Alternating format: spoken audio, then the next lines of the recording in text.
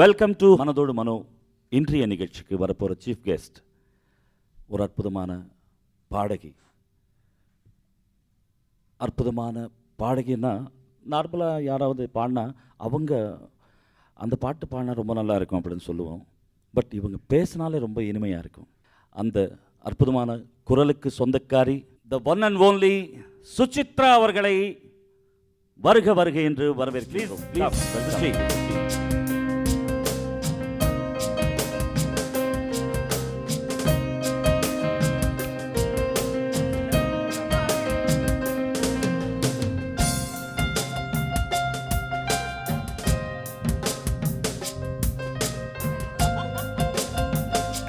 Thank you so much.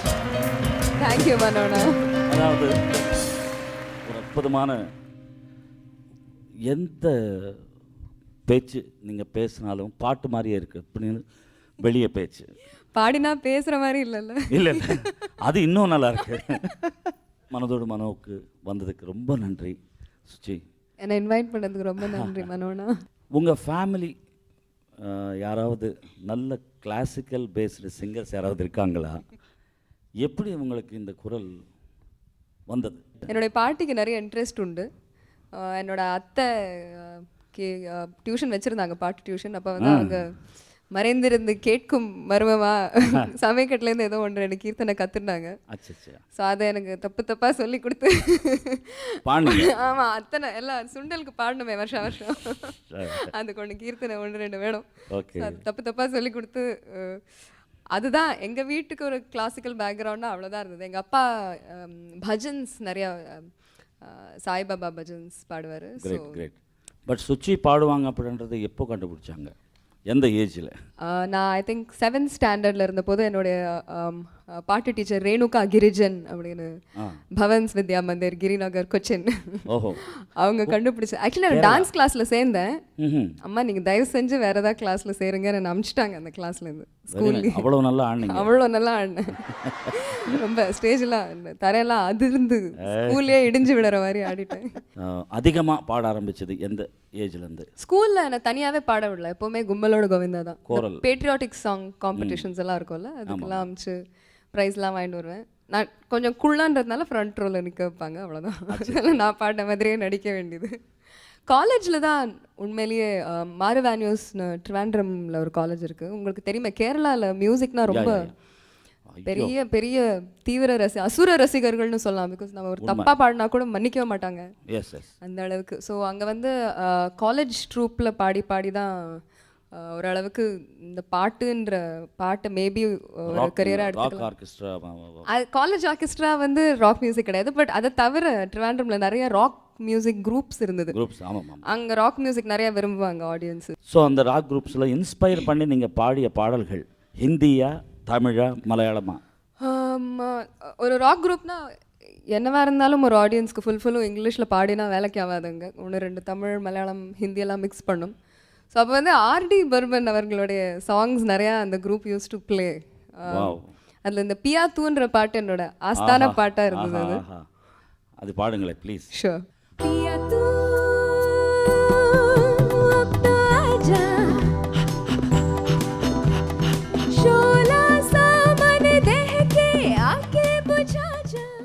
அந்த மாதிரி songs எல்லாம் ரொம்ப ரசிப்பாங்க அந்த சைடெல்லாம். தமிழ் என்ன பாடிட்டு இருந்தீங்க அந்த டைமில்? அதே மாதிரி இளையராஜா சாரோடைய டிஸ்கோ சாங்ஸ் எல்லாம் அப்போ ரொம்ப பாப்புலர். இன்றைக்கி கூட காலேஜ் சர்க்கிட்டில் அந்த கேரளா சர்க்கிட்டில் ரொம்ப ரொம்ப ரொம்ப பாப்புலர். ஐயோ, அப்பெல்லாம் நாங்களாம் மேல் சோலெல்லாம் கூட எடுத்து ஃபுல்லாகவே பாடியிருக்கோம். ஆமாம். உன்னை தானே. ஓஹோ, சூப்பர் சாங். உன்னை தானே உன்னை தானே. ஆக்சுவலி ஒரு ராக் பேண்ட் கூட பாடும்போது ஃபீலே தனி. அப்படியே நம்ம தென்னிந்திய பாடகிகள் அவர்களுடைய எந்தெந்த பாடல்கள் பிடிக்கும், எந்தெந்த பாடல்கள் அந்த காலத்தில் பாடியிருந்தீங்க? ஆக்சுவலி நான் கேரளாவில் இருந்ததுனால அண்ட் எங்களுக்கு நான் இருந்த இடத்துல ரொம்ப க்ளோஸ் நிட் தமிழ் கம்யூனிட்டி இல்லை. அதனால ரொம்ப குறிப்பிட்ட பாடல்கள் கேட்டு வளர்கிற வாய்ப்பு தான் இருந்தது. பட் அப்போவே சில பேரோட ஒன்று ரெண்டு பாடல்கள்லாம் யூனோ கெசட்டில் அசார்டட் கெசட்னு ஒன்று கிடைக்கும். கதம்ப கெசட். ஆமாம் ஆமாம். அதில் சில எல்லாரும் ஈஸ்வரி அம்மா, சுஷீலா அம்மா, சித்ரா அம்மா, ஜானகி அம்மா எல்லாருடைய சாங்ஸும் இருக்கும் அதில். Great. ஸோ அதெல்லாம் அந்த கெசட்டை போட்டு தேய்ச்சி தேய்ச்சி கேட்டு கேட்டு வளர்ந்தது தான். அதெல்லாம் ஒவ்வொரு 2 லைன்ஸ். எங்கள் வீட்டில் வேற வருஷத்துக்கு ஒரு கெசட் வாங்கி கொடுப்பாங்க. வெரி ரேஷன் மியூசிக்லலாம் ரேஷன் எங்களுக்கு. ரொம்ப ரொம்ப ரொம்ப நல்ல நல்ல விஷயம்.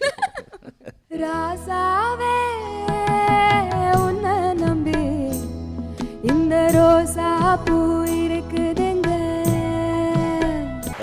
சித்ராமா பாட்டு எது பிடிச்சிருக்குன்னா இந்த நிகழ்ச்சி ஒரு கிட்டத்தட்ட 10 மணி நேரம் போனோம்.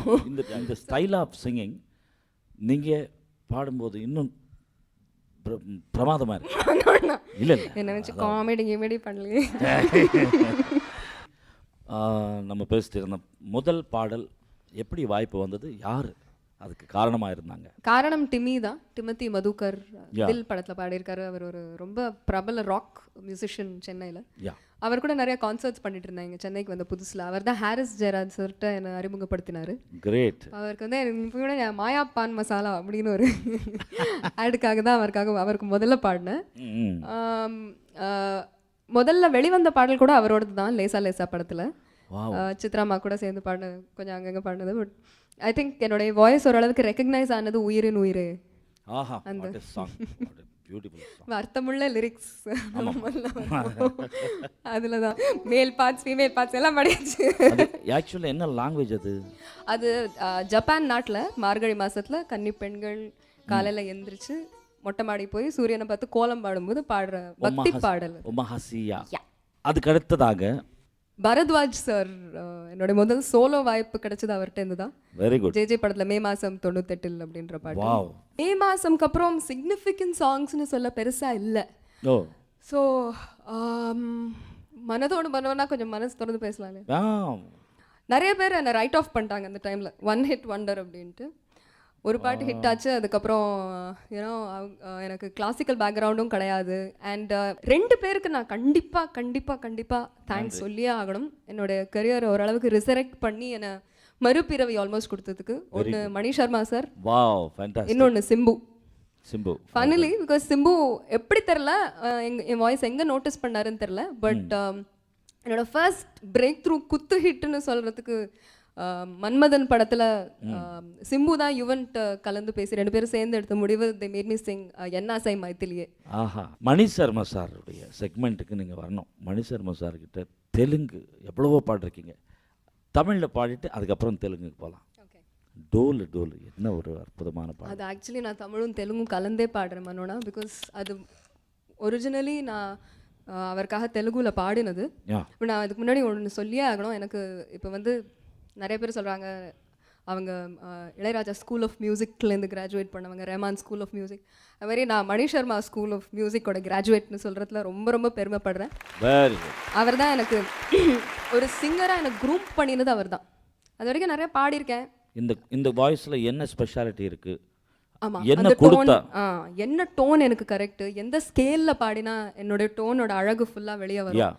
இந்த வாய்ஸ் கல்ச்சருக்கு கரெக்டான பீட் உள்ள சாங்ஸ். எக்ஸாக்ட்லி. அண்ட் என் வாய்ஸ் கல்ச்சரை மேம்படுத்தினதே அது எனக்கே அறிமுகப்படுத்தினதே அவர் தான். ஒரு பிளேபேக் சாங்க்கு எப்படி எக்ஸ்பிரஷன் கொடுக்கணும், எங்கே சாஃப்டாக பாடணும், எங்கே கொஞ்சம் ஸ்வெல் பண்ணணும் எல்லாம் அவர் காதை திருகி அடிச்சு சொல்லி கொடுத்தாரு அவர். அண்ட் இன்னி வரைக்கும் எனக்கு ஹேட்ஸ் ஆஃப். அந்த மாதிரி சொல்லி கொடுத்ததுனால தான் இன்னைக்கு ஐ ஆம் வேர் ஐ ஆம் டுடே. எனக்கு யுவன் ஆல்சோ நான் ஃபர்ஸ்ட் ஆக்சுவலி ரெக்கார்ட் பண்ண டுவெட்டே யுவனுக்கு தான். லவர்ஸ் அப்படின்ற படத்துக்கு பெலிக்கன் பறவைகள்னு ஒரு பாட்டு, அது வரல வெளியே. பட் நிறைய என்னை ட்ரஸ்ட் பண்ணி ஆரம்பத்துலேயே ஒரு 5-6 பாட்டு என்னை பாட வச்சது யுவன் தான். But Mani sir really taught me. இல்லைங்க, அது ஒரு ஸ்டைலாக இருந்துச்சு. தெலுங்கு கார்ஜியஸ் லிரிக்ஸ் ரொம்ப எக்ஸ்ட்ராடினரியாக இருந்தது. ஜரா ஜரா எல்லாம் அப்படியே அழகா அப்படியே ஃபீல் பண்ணி பாடலாம். அதே மாதிரி பாவஜெய சார் தமிழுக்கு கலரே மாத்திட்டாரு. ஜஸ்ட் பை சேஞ்சிங் லிரிக்கோட பவர் பாருங்க. தெலுங்கு அந்த இப்படிக்கு வயசு இப்படிக்கிங்கா மை குட்னஸ். ஐ திங்க் இன்னி வரைக்கும் என் கூட நிலைச்சிருக்கிற one of my biggest Telugu hits. இன்னைக்கு கூட என்ன பார்க்கும்போது மேடம் இப்படிக்கிங்கா சூப்பராக வந்து அப்படின்னு தான் சொல்லுவாங்க. 16 16 இயர்ஸ் அது அது 16 இயர்ஸ் அது 16 years song. Sure. Mano sir, நான் உங்கள்கிட்ட கேட்கணும். என்னோட association with Mani Sharma sir ரொம்ப ரீசெண்ட் ஆனது. பட் நீங்க ரொம்ப நீண்ட நாள் நண்பர்கள் இல்லையா? நீங்க சேர்ந்து ஒர்க் பண்ணியிருக்கீங்க. அவர் உங்களுக்காக, நீங்க அவருக்காக எல்லாம் ஒர்க் பண்ணியிருக்கீங்க. நிறைய. எப்படி உங்க ஃப்ரெண்ட்ஷிப்பை பத்தி சொல்லுங்களேன். அதாவது அவர் வந்து கீபோர்டிஸ்டாக இருக்கச்சு கோட்டி சார் கிட்ட, கோட்டி சார் மியூசிக்கில் நிறைய பாட்டு பாடிருக்கேன். அப்போத்துலேருந்து நாங்கள் ரொம்ப க்ளோஸ் ஃப்ரெண்ட்ஸ். அவருடைய மியூசிக்குன்னு ஆரம்பித்த ஃபஸ்ட்டு பாட்டு பாடினது நான். పెళ్ళి కళవ చేసిందే బాలా పల్లకిరిద చేసిందే బాలా. அந்த படத்தில் 3 சாங்கு பாடினேன். நிறைய ஹிட்ஸு என்னை பாட வச்சு பயங்கரமாக எவ்வளவு ஜூனியர் என்டிஆர், சிரஞ்சீவி படங்கள் எவ்வளோ சாங்ஸ் பாடிருக்கேன் அவருக்கு. சுச்சி, ஒரு அற்புதமான செக்மெண்ட் சொன்னீங்க. அந்த பயங்கரமான first class fast beat number எல்லாமே நல்ல ஹிட்டான பாடல்கள் பாடிருக்கீங்க. அது வந்து உங்களுக்கு மியூசிக் டைரக்டர் ரூபத்தில் இறைவன் தந்த ஒரு பெரிய வரப்பிரசாதம். கண்டிப்பாக கண்டிப்பாக. இப்போது லேட்டஸ்ட்டாக நிறைய மியூசிக் டைரக்டர்ஸு பிரமாதமாக பண்ணுறாங்க. அவங்கக்கிட்ட நீங்கள் மெலடி செக்மெண்ட் ஏதாவது பாடிருக்கீங்களா? ஆக்சுவலி இப்போ புதுசாக வந்திருக்கிற நிறைய மியூசிக் டைரக்டர்ஸ் தான் எனக்கு மெலடிக்கு வாய்ப்பு கொடுத்துருக்காங்க. என்னோட வாய்ஸ் வித்தியாசமான பாடல்களுக்கு ட்ரை பண்ணலான்னு கொஞ்சம் துணிச்சலோட பண்ணியிருக்காங்க. அதில் கண்டிப்பாக நான் சொல்ல வேண்டியது ஜாஷுவா ஸ்ரீதர், தேவஸ்ரீ பிரசாத், ஸ்ரீகாந்த் தேவா கூட, தமன், விஜய் ஆண்டனி, எஸ் அஃப்கோர்ஸ் இவங்க எல்லாருக்குமே நான் மெலடி பாடியிருக்கேன். இப்போ எக்ஸ்கியூஸ் மீ ஒரு விதத்தில் மெலடி தானே? ஆமாம் ஆமாம். அந்த அப்படியே ஒரு வெஸ்டர்னைஸ்டு கம்போசிங் மாதிரி தெரியும். பட் கரெக்டாக நம்ம நேட்டிவிட்டி, இந்தியன் தான் இல்லை, நம்ம நேட்டிவிட்டி கடைசியில் தேரே ரே ரே ரே தரீரா அதெல்லாம் வரும்போது அப்படின்ற மாதிரி ரொம்ப ஃபஸ்ட் கிளாஸ். அடுத்ததாக மற்ற மியூசிக் டைரக்டர்ஸ் கிட்ட இந்த மாதிரி மெலடிகள் என்னென்ன பாடிருக்கீங்க? தமன் ஒரு சேமப்பாளர், ரொம்ப ரொம்ப நோட்டீஸ் பண்ணிட்டு இருக்காங்க எல்லாரும். பிகாஸ் அவருடைய மியூசிக் ஃபர்ஸ்ட் ஃபிலிம்ல இருந்தே ரொம்ப வித்தியாசமா, very advanced, very good sound, very catchy tracks, ரொம்ப ஹம்மபிள் மியூசிக் கொடுத்துக்கிட்டு இருக்காங்க. அவருக்கு ஈரம்ன்ற படத்துல ரொம்ப ஸ்பெஷல் சாங் பாடினேன் நான். அது படத்துல ஒரு 40 செகண்ட் தான் வரும். பட் அந்நியாய ரெஸ்பான்ஸ் அந்த பாட்டுக்கு. எனக்கு நிறைய பேர், and I am so honoured to have sung that song for இயக்குனர் அறிவழகன், விவேகாவோட லிரிக்ஸில். எனக்கு அந்த பாட்டு பாடின போதே எனக்கு I knew this is something really special அப்படின்ட்டு. So it's my pleasure to sing that. மனோனா, தரையிறங்கிய பறவை போலவே மனம் மெல்ல மெல்ல அசைந்து போகுதே, கரையொதுங்கிய நுரையை போலவே என் உயிர் தனியே ஒதுங்குகிறதே. விஜய் ஆண்டனி. விஜய் ஆண்டனி, நான் ரொம்ப நாளாக அவரோட I've been in touch. But ஏதோ 1-2 ட்ரை பண்ணினோம். நடுவில் ஒரு பாட்டு கூட அவருக்கு பாடியிருந்தேன். அந்த படம் ரொம்ப வெற்றிகரமாக அமையாததுனால பாட்டும் ரொம்ப நோட்டீஸ் ஆகலை. ஹேப்பன்ஸ். வேட்டைக்காரன் படத்துக்கு ஆக்சுவலி ரொம்ப ட்ராமாட்டிக். நான் வெளியூரில் இருந்தேன். அவர் ஃபோன் பண்ணி உடனே வர முடியுமா அப்படின்னு. இந்த மாதிரி நடக்கும், உங்களுக்கே தெரியும். நான் சொன்னேன் நாளைக்கு 10 மணிக்குள்ளே வந்துடுறேன், வெயிட் பண்ண முடியுமான்னு. ஓகே அப்படின்னாரு. ஸோ அங்கேருந்து நேராக ஒரு 9.5 hours கார்லேயே வந்தேன். திருப்பி டயர்டாக போய் பாட எடுத்தேன். 20 நிமிஷத்துக்குள்ளே வீட்டுக்கு அனுப்பிச்சிட்டாரு. முடிஞ்சது, அவ்வளோதான், கதையே முடிஞ்சதுன்னு நினச்சேன். பார்த்தா அவருக்கு அந்த ஒரு ஸ்பான்டனிட்டி, அந்த கொஞ்சம் ஹோர்ஸாக, அந்த கரகரப்பாக அந்த ஃபீல் தான் வேண்டியிருந்தது. நான் கூட சொன்னேன், சார் இன்னும் கொஞ்சம் வேலை வாங்குங்க எங்கிட்டேருந்து, நான் இன்னும் உழைப்பேன் சார். அதான் தேவையில்லை, இந்த பாட்டுக்கு இவ்வளோதான் அப்படின்னாரு. 20 minutesல அனுப்பிச்சிட்டாரு. நிஜமாக சொல்லணும், Vijay Antony is a very giving music director. நிறைய என்கரேஜ் பண்ணுவார். பாடும்போதே நிறையா காம்ப்ளிமெண்ட்ஸ் கொடுப்பாரு. ஒரு சிங்கரை ஹீரோ மாதிரி ஃபீல் பண்ண வைப்பார், ஹீரோயின் மாதிரி. நல்ல கம்போசிஷன், ஹேட்ஸ் ஆஃப். ஸோ வேறு யாராவது மியூசிக் டைரக்டர்ஸ் கிட்ட நீங்கள் பாடின வெரைட்டி? உங்கள்கிட்ட பாடியிருக்கேன் நான் மெலடி. உங்கள் மியூசிக் டைரக்ஷனில் இல்லை, பட் உங்கள் கூட ஸ்டேஜில் உங்கள் பாட்டே நான் பாடியிருக்கேன். அமெரிக்காவில். ஆமாம், what a good time we ஹேட்ல மனோனா. நானும் வி வெண்ட் அமெரிக்கா ஒரு டூர் போயிருந்தோம், அமெரிக்கா, கனடா. ஸோ அங்கே மனோனாவுடைய சில பாட்டு எனக்கு பாடுறதுக்கு வாய்ப்பு கிடச்சிது. அதில் நான் ஃபோர்ஸ் பண்ணி மனோனா பாட வச்சு இந்த பாட்டு எனக்கு உங்கள் கூட பாடணும்னு சொன்ன ஒரு பாட்டு இருக்குது. மலையாளத்தில் ஏதாவது மெலடி பாடிருக்கீங்களா? நான் ஆக்சுவலி ஃபன்னிலி எனக்கு தமிழை விட மலையாளம் தான் நல்லா தெரியும். வாவ். என்னோட லைஃப்பில் 14 வருஷம் நான் கேரளாவில் தான் இருக்கேன். அங்கே தான் பிறந்து படித்து வளர்ந்து எல்லாமே. பட் மலையாள வாய்ப்பு எனக்கு ரொம்ப கம்மியாக தான் கிடச்சிச்சு. பட் அது பாடின சாங் எந்த மாதிரி பாடல் பாடு? I got a lovely song. Sagar alias ஜாக்கின்னு ஒரு படத்தில், மோகன்லால் படத்துக்கு. Very good. கோபி சுந்தர் ரொம்ப ரொம்ப டேலண்டட் மியூசிக் டைரக்டர், அவருக்காக பாடியிருந்தேன் ஒரு பாட்டு. Suchi, singing apart from the singing, நீங்கள் வந்து பயங்கர பிக் உங்கள் ஃபேன்ஸ், அதில் நான் ஒருத்தன். அதாவது ரேடியோ ஜாக்கின்றது சாதாரண விஷயம் அல்ல. அதாவது கண்டினியூவாக நம்ம லைவில் எவ்வளவு என்டர்டெயின் பண்ணோம். இதில் வந்து சில பேர் வந்து சில டிஃப்ரெண்ட்டாக எல்லாம் கொஸ்டின்ஸ் எல்லாம் இருக்கும், கொஞ்சம் கேலி பண்ணுறதாக கூட இருக்கலாம். அந்த டைமில் எல்லாம் எப்படி மேனேஜ் பண்ணி அந்த மூடுக்கு கொண்டு போவீங்க? சிரிச்சிருவேன்.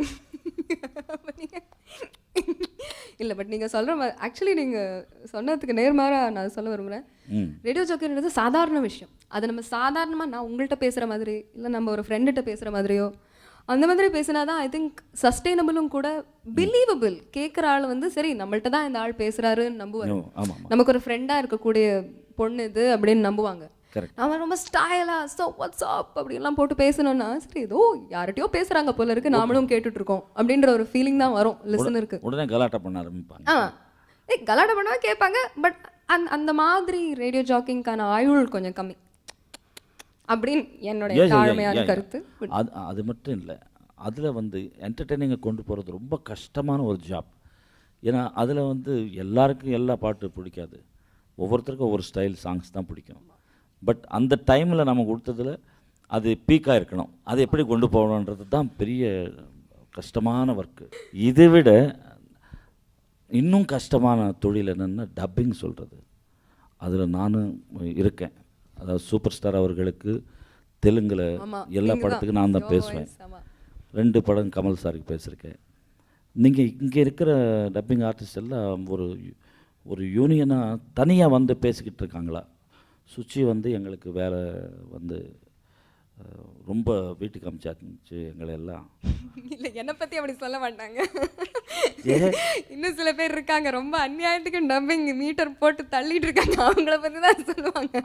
எனக்கு என்ன I think once in 4 months or 5 months ஒரு படம் டப்பிங் பேசுவேன்னா, அதுவும் ரொம்ப கஷ்டம். என் வாய்ஸ் ஒரு ஹீரோயினுக்கு இல்லை ஒரு கேரக்டருக்கு சூட் ஆகுதுன்றது ரொம்ப ரொம்ப கஷ்டமான விஷயம். சில இயக்குனர்கள் அந்த வாய்ஸ் தான் வேணும்னு. இப்போ சுசி கணேசன் அமேசிங். அவர் இன்ஃபேக்ட் நான் ஃபர்ஸ்ட் சீன் கந்தசாமிக்கு டப் பண்ணதுக்கப்புறம் சொன்னேன், Susi Ganesan sir I you show, because இதுக்கு முன்னாடி ஸ்ரேயாவுக்கு இவ்வளோ பேஸ் குரல் வந்ததே கிடையாது. இல்லை, நான் ஃபர்ஸ்ட் சீன் முடிச்சுட்டு நான் திருப்பி வந்தேன் கன்சோல் ரூமுக்கு வந்து சொன்னேன் ஐ யூ ஷோ. ஹி செட் தைரியமாக பேசுங்க, எனக்கு இந்த வாய்ஸ் தான் வேணும்னு நான் எக்ஸ்கியூஸ் மீ பாட்டு உங்களை பாட வைக்கிறதுக்கு முன்னாடியே டிசைட் பண்ணேன். ஐ வாண்ட் திஸ் வாய்ஸ் அப்படி. ஸோ அந்த மாதிரி நான் அந்த மாதிரி இன்னும் உங்களுக்கே தெரியும் ஒர்க் கிடைக்கிறது ரொம்ப rare. So once in 3-4 months தான், வேறு யாருக்கும் எந்த ஆபத்தும் கிடையாது. உங்கள் வாழ்க்கை லட்சியங்கள், நீங்கள் நெக்ஸ்ட் ஸ்டெப் எங்கே? ஹீரோயினா? Why not? ஆக்சுவலி எனக்கு நடிக்கணும்னு ஆசை தான். பட் என்ன ஒரு நடிகை ஆனதுனால தான் பாடகி ஆக முடியும். இல்லை, நமக்குள்ள அப்படி நம்ம மைக்கு முன்னாடி தான் நடிக்கிறோம். பட் எனக்கு வந்து ஒரு 4-5 சீன், ஒரு 10 days ஷூட் பண்ணிட்டு 4-5 சீனில் முக்கியமான ரோல் கொடுத்து நான் அழகாக காமிக்கணும். அப்படின்னா நான் தான் எடுக்கணும். அப்படியா? நான் எடுத்தா நீங்கள் தான் எடுக்கணும், நான் தான் ப்ரொடியூஸ் பண்ணோம். அட்ரஸுக்கு மனதோடு மனம் இப்படி ஒரு உறவை கொண்டாடி. மியூசிக் பை சுச்சி மனோ. மனோ சுச்சி. பார்க்குறது யாரு படம்? நீங்களும். வேற வழி இல்லாமல் உங்கள் கூட உங்கள் லைஃப் பூரா ஸ்பெண்ட் பண்ண போகிறாங்க. ஒய்ஃபும் வேற வழி இல்லாமல் என் கூட இருக்க போகிறேன், ஹஸ்பண்டும். 4 பேர் பார்ப்பாங்க சார். அவங்க அதான் சார், 4 பேருக்கு நல்லது செஞ்சாலே நாட்டுக்கு நல்லது செஞ்ச மாதிரி. அதாவது நீங்கள் இப்போ ஒர்க் பண்ண வேண்டியது நிறைய இருக்குது. உங்கள் சேவை இசைத்துறைக்கு தேவை. எனக்கு ஆக்சுவலி நான் என் ஹஸ்பண்ட் நிறைய தடவை என்கிட்ட சொல்லுவார், சில சமயம் வந்து 2-3 வாரம் போச்சே ரெக்கார்டிங்கே இல்லையே அப்படின்னு நமக்கு கொஞ்சம் மனசு சோர்ந்து போகும்போது என் ஹஸ்பண்ட் சொல்லுவார், நீ டோன்ட் லுக் அட் ஒவ்வொரு சாங்கும் ஒரு டெஸ்டினேஷனாக பார்க்காத, உனக்கு மியூசிக்ன்றது ஒரு ஜேர்னி. எஸ், அதில் ஒவ்வொன்று அண்ட் யூ கீப் மூவிங். ஒன்று வந்து இவ்வளோ பெரிய ஹிட் கிடச்சிச்சேன்னு ஒரு 3 வாரம் அதே நினச்சி மெதப்பில் இருக்கக்கூடாது. கழிச்சா ஓகே, ஹிட்டாக இருந்தாலும் லாஸாக இருந்தாலும் சரி, ஒரு ஈக்குவானமஸ் மனப்பான்மையோடு கற்றுக்கோ அப்படிம்பாரு. I think I'm trying very hard to follow that. நான் எத்தனை ஒண்ணு எத்தனை பேர் கேட்கணும், என்ஜாய் பண்ணுறாங்க தெரியுமா? கடைசியா நீங்க மனோ அண்ணாவா, என் வளர்ச்சியை பார்த்த மனோ அண்ணாவா எனக்கு என்ன அட்வைஸ் கொடுக்க விரும்புறீங்க? அதாவது நான் வந்து ஒரு 5 to 6 months முன்னாடி மேடை ஒரு ஷோவில் நம்ம 2 பேர் பாடும்போது உங்கள் வாய்ஸ் கல்ச்சரை விட இங்கே உட்காந்து நீங்கள் பாடின ஸ்டைல் ரொம்ப என்ஜாய் பண்ணேன். நான் மனம் விட்டு பேசுகிறேன் இப்போது. ஏன்னா இது இது இது வந்து ஒரு இந்த 6-7 monthsல நீங்கள் எவ்வளவு கான்சன்ட்ரேட் பண்ணி உங்கள் ஸ்டைல் ஆஃப் சிங்கிங் மாற்றிருக்கீங்க. ஆமாம், வெரி குட். இது ரொம்ப நல்லா இருக்குது. இது நீங்கள் வந்து ஒரு இன்னொரு செக்மெண்ட் ஒரு 1 இயருக்கு மாற்ற வேண்டாம். ஃபஸ்ட் கிளாஸாக இருக்குது. ஓகே. இதில் வந்து நிறைய பியூட்டிஃபுல் சாங்ஸ் பாடின பிறகு இன்னொரு சின்ன டோன் கல்ச்சர் கொஞ்சம் சேஞ்ச் பண்ணிங்கன்னா you will become very good. அதுக்கப்புறமா ஃபஸ்ட்டு ஆஸ் இட் இஸ் இந்த சைக்கிள் அவ்வளோதான். பியூட்டிஃபுல்லாக இருக்குது. தேங்க்ஸ் மனோ. மெலடி ரொம்ப நல்லா இருக்குது உங்கள் வாய்ஸில். எனக்கு ரொம்ப சந்தோஷமாக இருக்குது. நான் மட்டுமல்ல, மனதோடு மனோ ரசிகர்கள் எங்கே கடல் கடந்து எந்தெந்த ஊரில் பார்த்துட்ருக்காங்களோ அவங்க எல்லாம் அப்ரிஷியேட் பண்ணிகிட்ருக்காங்க உங்களை. வாழ்க வளமுடன். தேங்க்யூ தேங்க்யூ மனோண்ணா. Thank you. So God bless. Much. Thank you.